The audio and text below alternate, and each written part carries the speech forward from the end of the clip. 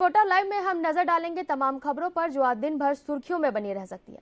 इस वक्त रायपुर से हमारे संवाददाता रेवेंद्र राजपूत हमारे साथ जुड़ चुके हैं। रेवेंद्र, आज क्या क्या खबरें दिन भर सुर्खियों में बनी रहने वाली हैं? और पूरे प्रदेश में जो बड़ी खबरें जो दिन भर सुर्खियों में बनने रहने वाली है, जिसमें सबसे पहले आज बात करेंगे सीएम भूपेश बघेल की। तो सीएम भूपेश बघेल आज 4 करोड़ 40 लाख गोधन न्याय योजना के हितग्राहियों को ट्रांसफर करेंगे। उसके बाद फिर वो आदिवासी सम्मेलन सम्मान सम्मेलन भी करेंगे।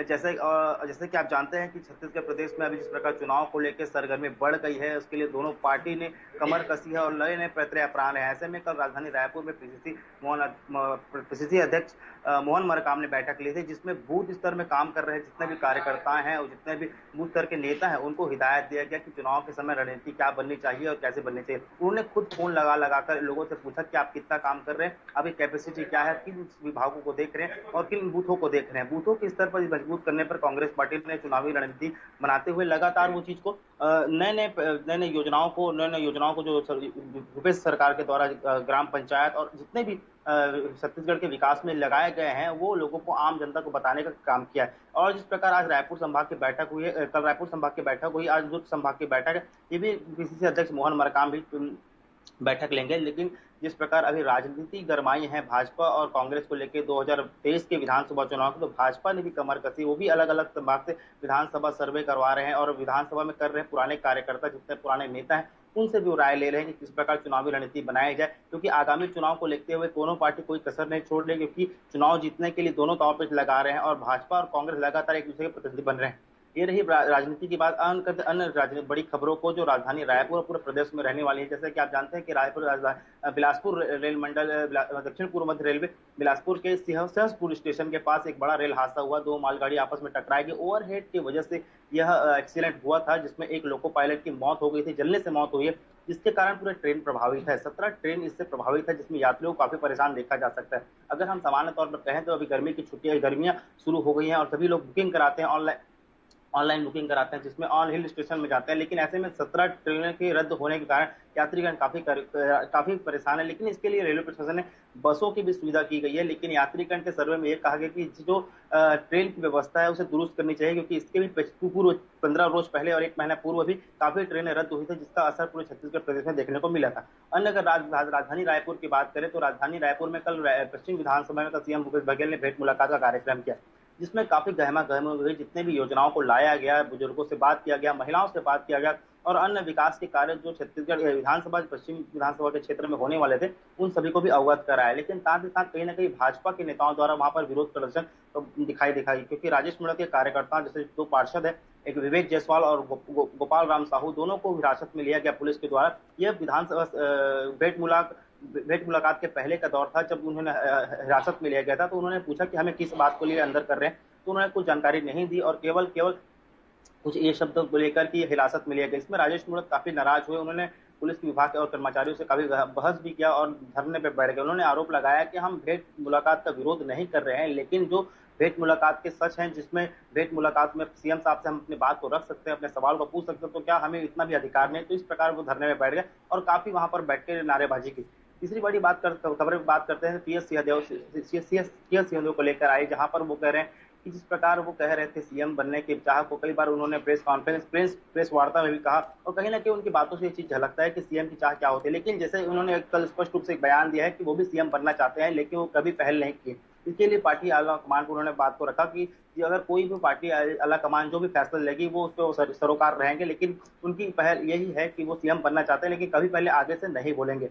अन्य खबरों की और बात करते हैं, राजधानी रायपुर में जो कोविड और पूरे प्रदेश में जो कोरोना का काल जो चल रहा है, उसको देखते हुए काफी चिंता का विषय है। कल 584 केस आए थे और आज वहीं अगर वर्तमान स्थिति को देखा जाए तो 617 नए केस आए हैं और ये काफी भयावह करने वाली स्थिति, क्योंकि इसमें 1 लोगों की मौत हुई है। ऐसा कोई जिला नहीं बचा जिसमें कोई संक्रमण ना हो, सभी जिले में संक्रमण। रायपुर राजधानी में 83 लोग संक्रमित पाए गए हैं, जिसमें काफी दिक्कतों का सामना करना पड़ा स्वास्थ्य विभाग की टीमों को और लगातार इसके लिए निर्देश भी जारी किए गए। कल ही पीएस सिंहदेव ने एक बड़ा बयान दिया था जो टेस्टिंग की सुविधा उसको बढ़ाने के लिए, क्योंकि लोग जितने ज्यादा टेस्टिंग करेंगे उतने ज्यादा जो कोरोना संक्रमण की जांच है उसे पाया जाएगा। लेकिन ऐसे में 83 के नए केस राजधानी रायपुर में, 50 नए केस बिलासपुर में और 50 सरगुजा तो ऐसे में जिस प्रकार जो कोई वो कोरोना का जो केस बढ़ रहा है उसको देखते हुए चिंता का विषय है। गाइडलाइन अपनी जगह है, लेकिन जो स्वास्थ्य विभाग द्वारा सीएस सिंहदेव द्वारा यह जो बयान आ रहे हैं चिंता का विषय को लेकर, वो काफी गंभीर विषय है, क्योंकि इसमें लगातार बढ़ोतरी हो रही है और कोरोना के केस घट नहीं रहे, लगातार बढ़ ही रहे हैं। तो उसको देखते हुए लगातार सभी चीज अलर्ट मोड पे है। तो अगर कुछ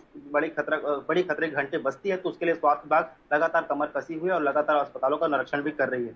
अन्य और दूसरी खबरों की बात करें तो सरकार द्वारा खुद विधानसभा सर्वे किया जा रहा है। उन नेताओं के रिपोर्ट कार्ड मंगाए जा रहे हैं जो पिछले 4-4.5 साल में काम किए हैं, चाहे वो विधायक हो, चाहे बूथ स्तर के नेता हो, चाहे संभाग के नेता हो। सभी बड़े नेताओं के 12 रिपोर्ट कार्ड बनाया गया, लेकिन सर्वे में यह पाया जा रहा है, आम जनता जो ऑनलाइन सर्वे कर रही है वो अपने विधायक काम से 63% खुश नहीं है, क्योंकि वो कहते हैं कि नए छत्तीसगढ़ीवाद को लेकर जिस प्रकार सीएम भूपेश बघेल ने जो आगे बढ़ाया है, जो सीएम जिस प्रकार काम करे उससे वो खुश है, लेकिन जो अपने क्षेत्र के विधायक है, जो उनके कामों के लिए जो वोट देकर विधायक बनाया था, वो उसके काम को खुश नहीं है, जिसके लेकिन काफी दिक्कतों का सामना करना पड़ सकता है। इस पर सरकार काफी चिंतित है कि जिस प्रकार 63% का वोट जो शेयर गिरा हुआ है उसको लेकर कैसे आगे बढ़ाया जाए। इसके लिए हाल में कल से बूथ स्तर का बैठक हुआ था, उसके आने वाले समय में काफी बड़े बड़े विधानसभा के बैठक होगा, संभागों का बैठक देखने का दौरा मिल सकता है, जो 2023 के विधानसभा चुनाव को लेकर है।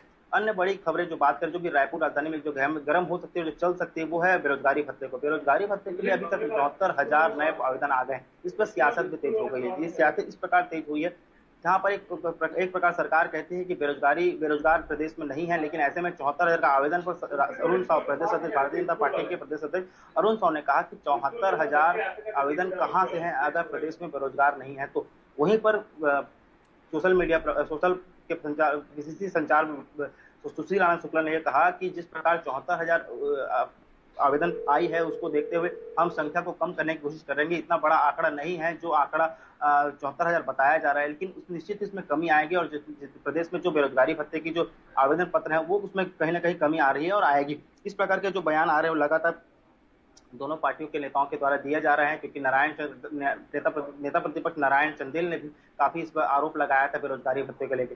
राजधानी रायपुर की बात करें तो टिकरापारा थाना में कशकोशा और असलम की मर्डर मिस्ट्री में एक बड़ा नया मामला सामने आया है। टिकरापारा थाना के क्षेत्र में उन्हें जो वारदात हुआ था और जो केस चल रहा था वो काफी लंबे समय तक, लगभग करीबन 2 महीने से मामला चल रहा है और उस पर कल टिकरापारा थाना ने रिपोर्ट दर्ज कराई कि पति असलम ने ही अपनी पत्नी की हत्या की थी। क्योंकि जिस प्रकार बड़े जो क्राइम के एक्सपर्ट विश्लेषण कर उन्होंने नए अपने तरकीब दिए थे, अपने नए बातों को रखा था कि मौत कहां से कैसे हो सकती है, लेकिन इस पर पुलिस ने पूरी इन्वेस्टिगेशन की, परिवार वालों से पूछा और जो जांच की टीम है वो लगातार उस पर जांच की थी, लेकिन इसके बावजूद ये पता चला कि पति असलम ने ही अपनी पत्नी को मारा है और उसके बाद उससे खुद आत्महत्या करे। तो इस प्रकार उसमें केस को पुलिस ने दर्ज किया है और इस केस का ये रिजल्ट निकला है। ये पूरे प्रदेश की बड़ी खबरें हैं जो दिन भर चलने वाली है।